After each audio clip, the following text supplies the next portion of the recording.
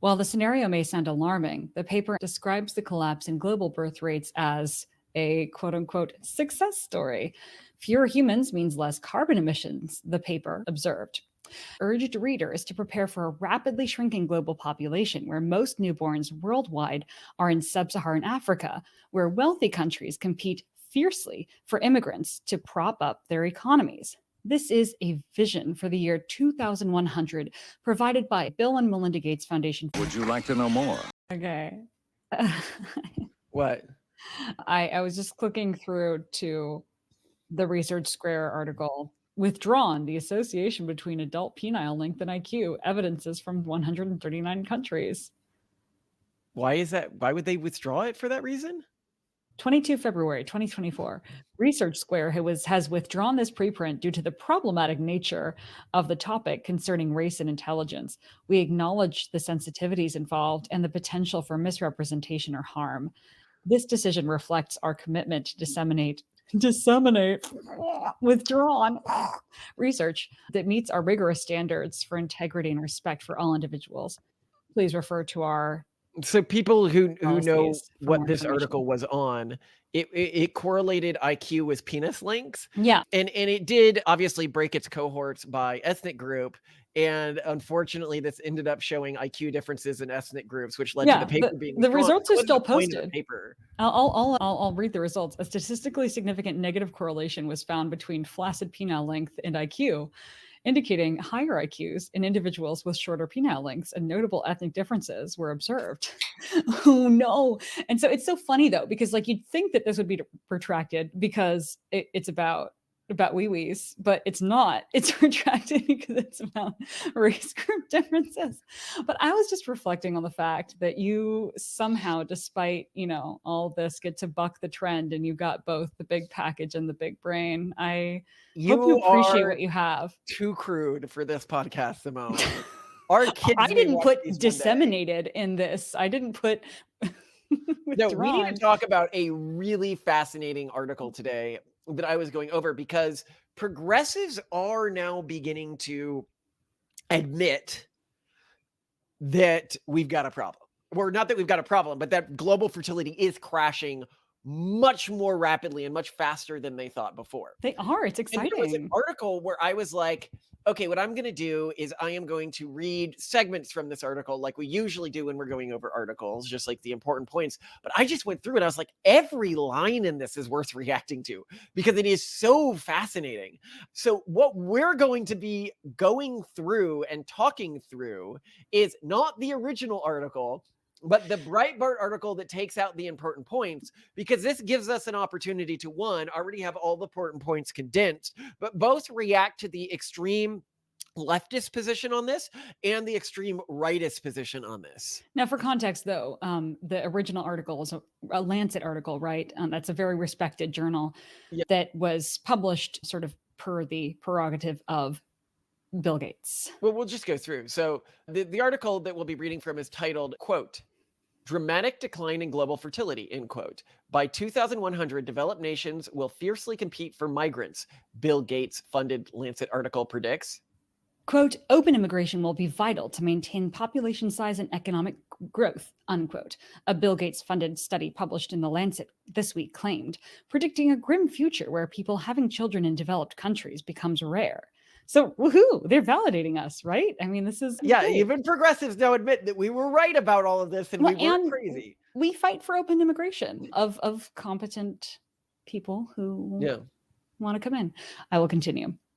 "The future is difficult to predict," the study conceded, but nevertheless urged readers to prepare for a rapidly shrinking global population where most newborns worldwide are in sub-Saharan Africa, where wealthy countries compete fiercely for immigrants to prop up their economies. This is a vision for the year 2100 provided by a Bill and Melinda Gates Foundation funded study from the University of Washington, Seattle's Institute for Health Metrics and Evaluation, IHME, published in the increasingly woke Lancet journal that counsels birth control for Africa and open borders for Europe to survive the coming decades.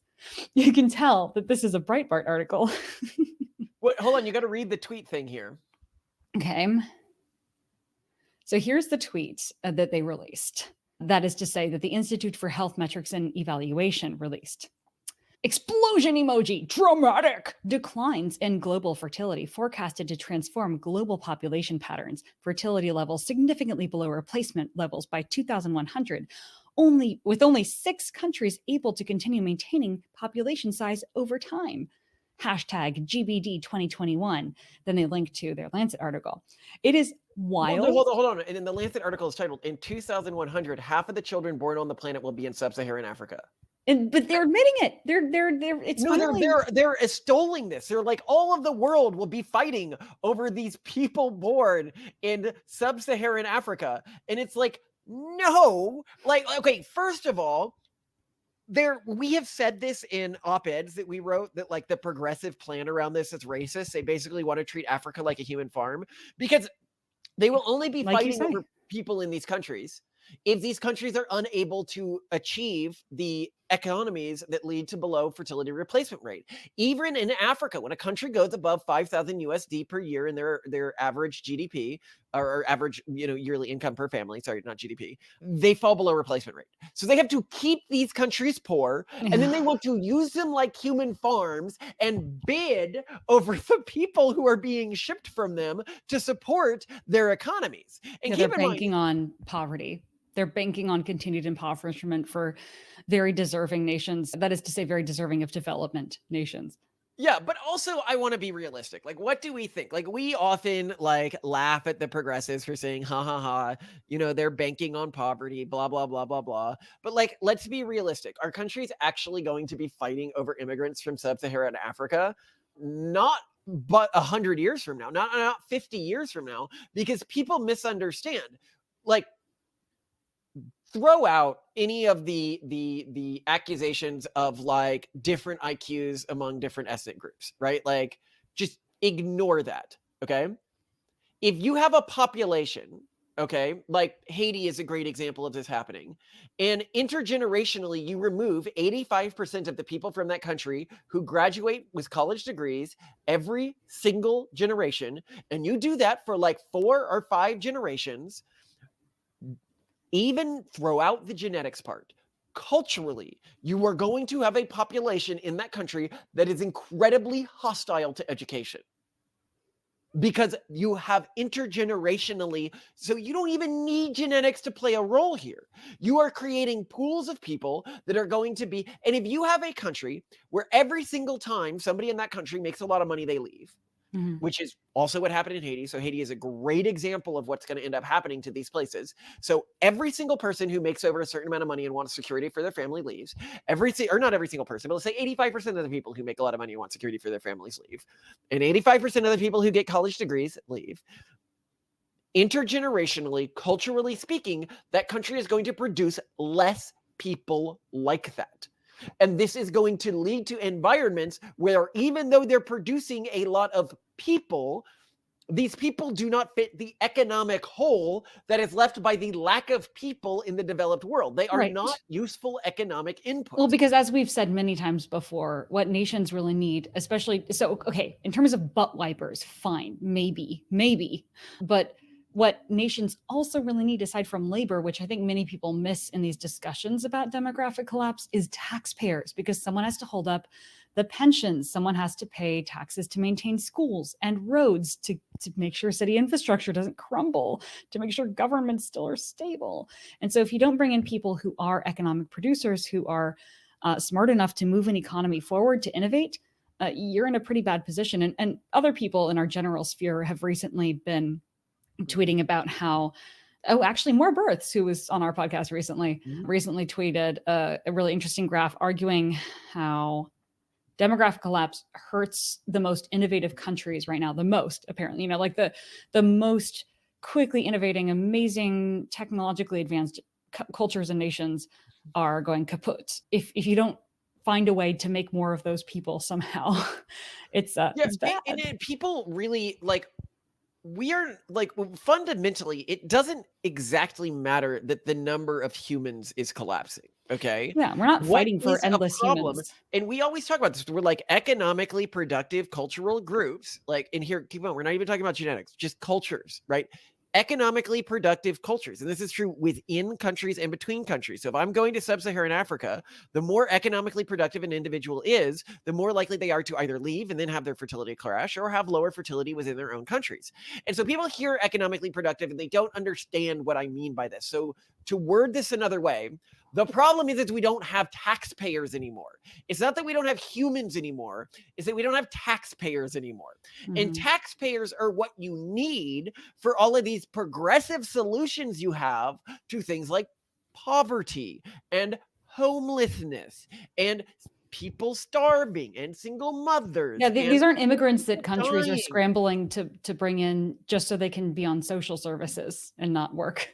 And yeah, I think that's also another big misconception is there's this weird dichotomy in progressive talk between, we will take your tired masses, right? We will take care of them. We'll help them get back on their feet. Whereas really what they're saying they need from immigration when they talk about immigration in the context of demographic collapse as a solution is, oh, no, we're going to brain drain all of your productive workers, leaving you with nothing in your own home nation. And we're totally not going to let in anyone who doesn't contribute to our tax base. Yeah, this is a really twisted thing. So suppose progressives implement this perfectly. So at least for our lifetimes, it'll probably work out okay. If you just take everyone from Sub-Saharan Africa who is economically productive or educated, and we just do that. Like, don't ignore that this isn't a long-term solution, right? Like, ignore the cultural effects this is going to have on everyone involved in this triangle trade the progressives are trying to set up. But just consider the effects that this will have within our lifetime. When I ask a progressive and I point to, a homeless person, right? And I go, do they deserve some of the income from like the economically wealthy of our country to not live in circumstances like this? And they'll say, and I'm like, what about their kids? Do they deserve that we put them into schools and give them a chance? And the progressives say, oh, of course they do. And I'm like, then why are you stealing the people who would be paying that money if that person lived in Africa? Is it because African homeless people don't matter to you? Is it because you don't give a shit about Black homeless people? Okay? Is it because you don't care about Latin American homeless people? You only care about homeless people if they happen to be born in the United States? The people that we are robbing these countries of are the people who pay into their tax base and allow them to support their own struggling classes. This is catastrophic, and it creates all sorts of horrible disincentives for these countries. Because now if these countries had systems where they were paying for people to get college degrees, for example, and a huge portion of people getting college degrees are leaving the country, well, now they have an incentive to not pay for college degrees anymore because they're losing all that investment to the US, which is basically robbing them of it. This system is horrible. But it also reminds me of a joke I told you earlier today, whereas, people know we're generally, we're not super antagonistic to immigration as long as it's of economically productive individuals. However, we have to put this in the context of history. And it's like, I feel a bit like I'm hearing from people, well, the sea people are mostly productive tradesmen. And when they come to our country, do you not think a sea person can be a potter just as well as an Egyptian? Sea people can be potters too. Okay, they're not leaving their countries because they want to. It's due to climate change, Economic which actually pressures. most historians do believe is that the sea people were moving due to a climate change event. And if anything, we as Egyptians we have the most important gods in our country, so we likely weren't worshiping them correctly, which led to this climate change. So how dare you keep the sea people out of our country where they don't want to displace us, okay? They don't want to cause any sort of turmoil in our civilizational system. They'll come and they'll take the jobs that Egyptians and Hittites don't want. Yeah, and frankly, sea people as a term, I find a little bit dehumanizing, okay? I mean, I can't remember what they're actually called because we didn't record that. But I just find your use of the term sea people, why can't we just call them extra people? They're extremely human. In many ways, they're more human than us because they've undergone so much. There you go. I mean, okay, sorry, I had to do my sea people rant, but continue on. All right, I will continue to read.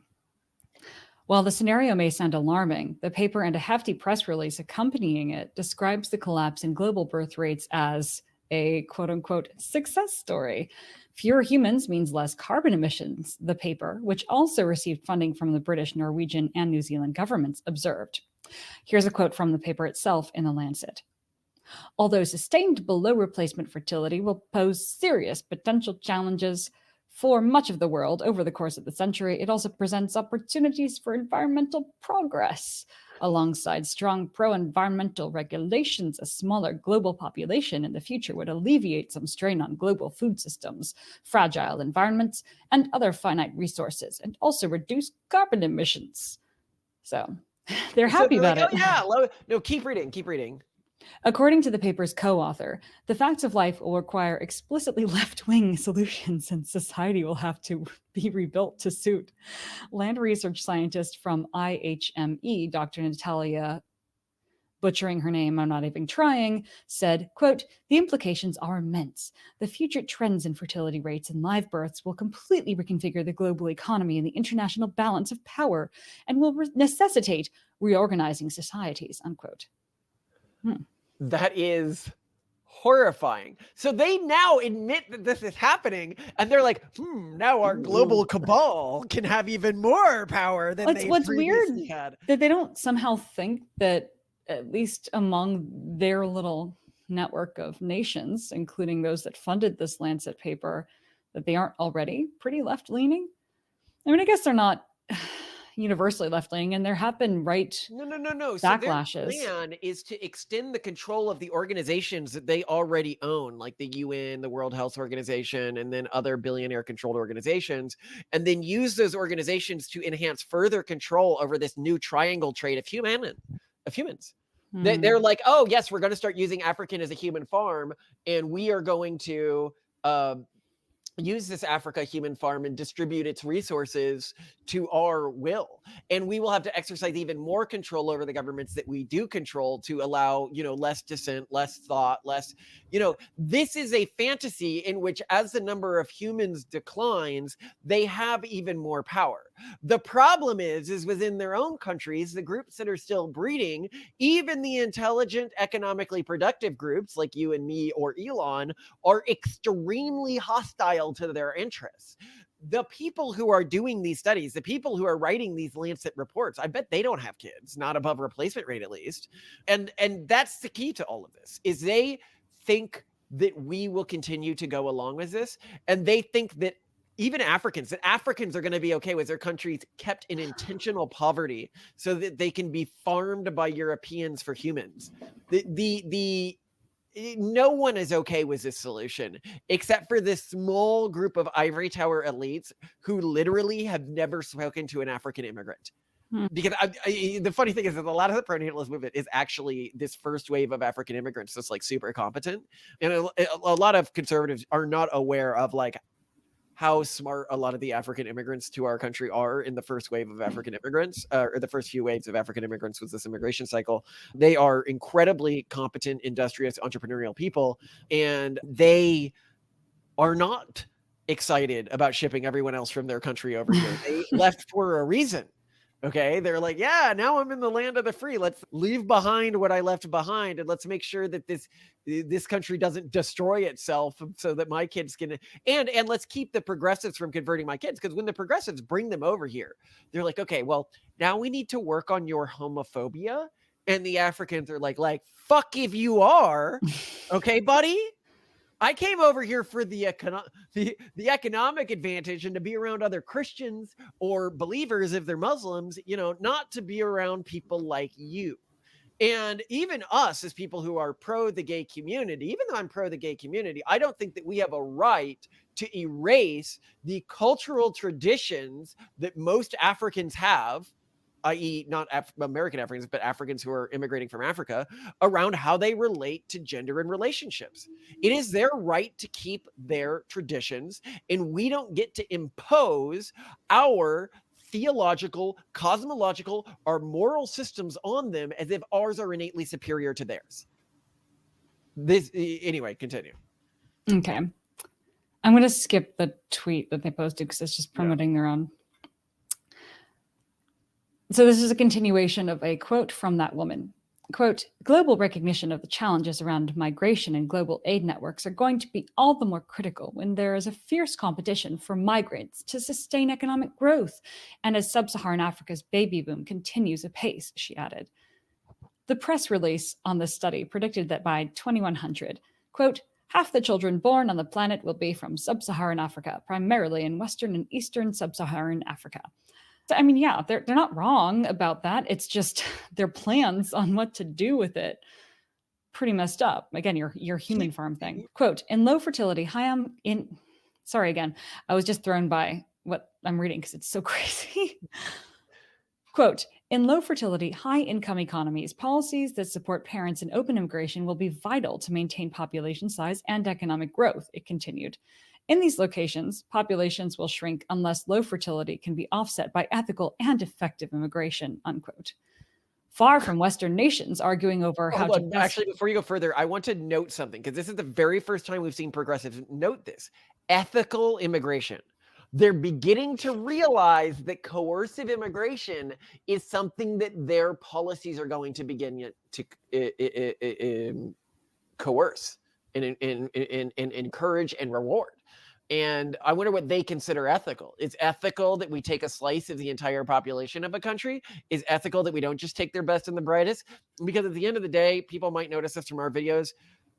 I care about what's happening on the global stage, but I'm still an American patriot first and foremost. And that's why I'm okay with immigration of the best and brightest, because I like what's good for America. And I like creating America as a home to the globe's, most adventurous, most ambitious, and best and brightest. But I, unlike them, recognize that this comes at a severe cost to the people that the countries that we're taking these people from, and that when we bring these people over here, we need to find a way to not erase their cultural background so that they can stay high fertility. Mm-hmm. Yeah, seriously. All right. Far from Western nations arguing over how to best manage migration, the paper prognosticates a future where states fight each other to get their hands on as many migrants as possible.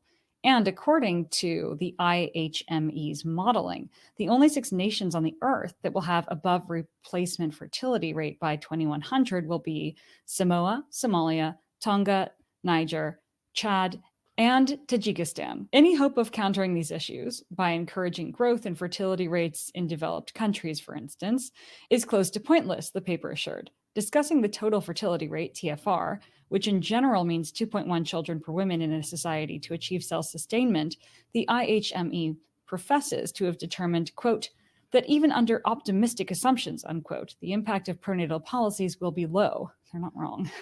Abortion is inevitable too, the paper noted, so don't try interfering with that either. Quote, there is no silver bullet, unquote, cautions Dr. I love this. I love this so much that they have come to all the conclusions we have. It's like, well, the pronatal policies that they would like to implement, i.e. cash handouts, that's what they mean. Pronatal policies don't work. They don't mean protecting diverse conservative groups that already exist within their countries, i.e. the various different conservative religious traditions that exist within the United States, within Canada, within the UK, because of course they have a right to those cultures' children. They just need to ship in more for their unsustainable human farming practice. I mean, what is this other than that, right? That's how their culture survives, is by taking children from nearby demographically healthy cultural groups or shipping them in. And that's what they're saying here. And I love how they're also like, oh, anything that goes against. But I would note that generally abortion restrictions within a country, we did a piece on this. Like if you look at graphs of Europe by how strict they are on abortion policies, there's a pretty strict overlap between that and how low their fertility rate is. So just at a functional level, it doesn't really work. But it is, I hate agreeing with these people on anything, but they're right about that. No, they're not. They're not wrong. Although Breitbart, of course, being very antagonistic to them, immediately below this shows a tweet of theirs mentioning Hungary's pro-family policy is working, births up 9.4%, pointing to a recent uptick in fertility in Hungary, which does have many pronatalist policies. So Breitbart's trying to say they're obviously wrong, but oh my gosh. Shall I continue? Yeah. The distribution of births in the future is going to be very uneven, it predicted. While the total TFR is thought to be around 1.6 and around 1.5 across much of Europe and the United States by 2100, areas like South Korea and Eastern Europe are said to be looking at a real demographic winter, with TFRs heading toward 1 child per woman. In other words, the natural-born population of such areas would have every generation. Bhattacharya explained, most countries will remain below replacement levels, and once nearly every country's population is shrinking, reliance on open immigration will become necessary to sustain economic growth. Sub-Saharan African countries have a vital resource that aging societies are losing, a youthful population, unquote. They only have that because of extreme poverty. They are literally laying out their plans to keep these countries in poverty to use them as human farms. Oh my God. While the IHME warns of high migration future, where policies to encourage births in the developed world would have failed to do anything but take the edge off, the body does concede such long-term forecasts are difficult. Indeed, German newspaper De Welt, totally messed that up, cited the Berlin Institute for Population and Development, which notes, quote, projections that go more than 25 years into the future are super uncertain, unquote. Given the sheer number of unpredictable factors, one of these factors, as the IHME itself noted, is changing technology. Acknowledging the impact of artificial intelligence and robotics is, quote, difficult to predict, unquote. Nevertheless, they could, quote, reduce the economic effects of changes in age structure, unquote. It's such a scientific way of putting it. And then under it, there's another quote from another tweet from Breitbart. Deaths of UK born overtake births of UK born. Yeah. We're seeing that all over the place. Yeah. So, I mean, I think, and you can see why I wanted to read the whole article. There was nothing in that wasn't completely insane. These people are like, yeah, it bothers me that people are always like, why are you so antagonistic to, it reminds me of my ancestors, right? Like, when they were fighting against slavery, I'm sure many of their neighbors would be like, these people are your friends. Like, why are you not friends, but like friends of your parents and stuff like that? Or like, you guys are part of the same cultural group. Why are you fighting against them so ardently? And it's like, because of the slavery thing, that's why, the slavery thing. That's a big deal. And they're like, well, come on. I mean, it's an economic system and everyone benefits to some. No, there are some positions that some people are pursuing that are so completely indefensible. And even during the slavery thing, a person might be like, well, look, I don't support slavery myself, but I do have to fight for the Confederacy, or I do have to vote for, Democratic politicians. The pro-slavery politicians, of course, they'll pretend that, I don't remember that the Democrats used to be. We do have to vote for the Democrats, of course. And they're like, well, I mean, no. Just because you don't support that, if you vote and support a political ecosystem that leads to this as a result, you are supporting it. And if a person says, oh, well, what's happening now is not comparable to that, maybe what's happening in the world today, but the future that this article lays out is not that much better than slavery. Intentionally keeping African countries in extreme poverty so that they can be used as human farms? And do you think that they intend on these people they ship over to displace them in leadership positions? No, they do not. They want to use them as economic fuel, like a resource is the way they talk about them, like they're oil or something, a disposable resource. And when I say disposable, I mean disposable in their mind, because when immigrants come to the United States, the average fertility rate of immigrants, and this was last I looked, so it's probably much lower now, is 1.7. So at the time that was measured, that was about the average fertility rate of the average American citizen. So it falls to about the rate of the average citizen of a country. So this is not a resource that you can like ship over and it repopulates itself. You need to keep these countries in poverty, keep shipping them over. But as you do that, let's ignore the genetic effects of this. Culturally, these countries are going to become less and less productive over time. In terms of the utility of the immigrants to the tax base, which is the whole purpose of this. It's not humans, it's tax base that you're shipping over. It's economic productivity that you're shipping over. Anyway, what Yeah. are your thoughts? Well, I think this goes back to the very common theme with demographic collapse and prenatalism of this being a litmus test for anyone's worldview and values. And so, of course, when you look at this from this perspective, the Gates Foundation, has been very involved in Africa and very involved in helping various African populations with, I think, what, malaria, right, and various forms of development. Like they're trying and they care. And I think part of this is them trying to say, look at how great Africa is. We're going to be scrambling for these amazing people that we care about a lot and we're trying to help a lot.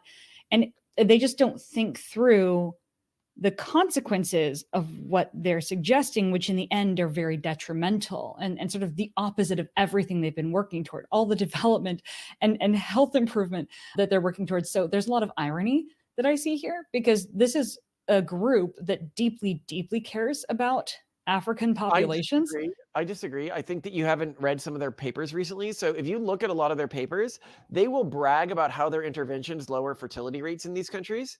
Well, I mean, to a certain extent, and again, this is something that we've even held. We don't mind the fact that as demographic transitions take place, that there are fewer disastrous teen pregnancies where people are having kids without being ready for them. We're not arguing against that. And I think that that's what they're trying to fight for. They're saying, look at all these people who are having kids, who don't want the kids, who can't take care of the kids. We don't want that to happen. That's not what they're saying. They are thrilled about a world in which African humans become a resource. I mean, again, I just don't think you're able to model them, maybe because you weren't raised in woke culture. But when I read this using previous models that I had in my head, the conclusion is that, as you can see, Africa is the future. We're all going to be scrambling for these amazing, people that everyone is ignoring. And look at this resource of Africans I have procured. They all don't the get countries it. are going to be lining up to buy them. We can ship them to you. Well, that's it's all very, as they would say, problematic. But I do think, and this is very common. I mean, listen, everybody is trying to do what's best given the information they have on hand. They have not thought through a lot of what they're doing and what they're saying. And so when you look at it through our lens, it's very, very bad. But I'm just trying to say, play here is what is ultimately going to happen here, if they have their way, if they're able to treat human populations this way, is on a scale. Because I think people are often like, yeah, there were people in the past who did things so totally indefensible that nothing that anyone is striving for today comes close to things like slavery or the Holocaust in terms of the human tragedy that will be imposed by it. The world that they are setting up will be on that scale of human tragedy. And that is why I fight so hard and why I feel so strongly about this. Yeah, I mean, I don't fault you for that. And I don't think that their policies are correct. And I don't think they're looking at this from a very healthy perspective, although immigration policy is going to matter a lot in how demographic collapse plays out. So they're right to highlight that as something that's important. They're right to highlight that a lot of the policies that even the Breitbart authors and editors involved in creating this story didn't seem to get. Breitbart clearly thinks, well, let's just ban abortion. That's going to solve it all. That's really going to solve problems. Government handouts. Yeah. So they're wrong too. Okay. I think that it's nice to see that there are people pointing to important things that we should be debating and thinking about. So I will try to look at this optimistically and think of it as part of a productive public discourse. I always appreciate your optimism, the ability to see the humanity in even the most monstrous individuals while still fighting against what they stand for. And I really appreciate that. And you're like, oh, I shouldn't be the politician of the two of us. And yet, I was just at a radio show where they had interviewed her recently, and they like having me on more than her because I'm more of a firebrand. But You're they're way like, more fun. She is the better politician. She is the one who I would rather have representing me. And she is always the one I'd rather have with my finger on the button. And so when we run for president, I know you think it's so don't worry about me, because normally you have to worry about, a female president, who's on her period. I don't get those because I broke my body earlier. So, and because you're always pregnant. Yeah, I'm effectively not actually female, so don't worry. Besides, I'm backed by my husband and I do whatever he says. So I think that's why people really want to vote for me. Well, I think that's the type of female president everybody wants. I know, right? I would love to see that. I would love to see, I'm just here to do what my husband says. Press conferences. Well, I'm going to have to ask my husband about that first. I don't know. Can you please do that? Southern. Can you please? I'm sorry. But no, I mean, I think that would be great. I would definitely pull that the type of person who could get elected to such positions, but I have my doubts. So we shall see come November. I love you, Simone. I love you too, Malcolm.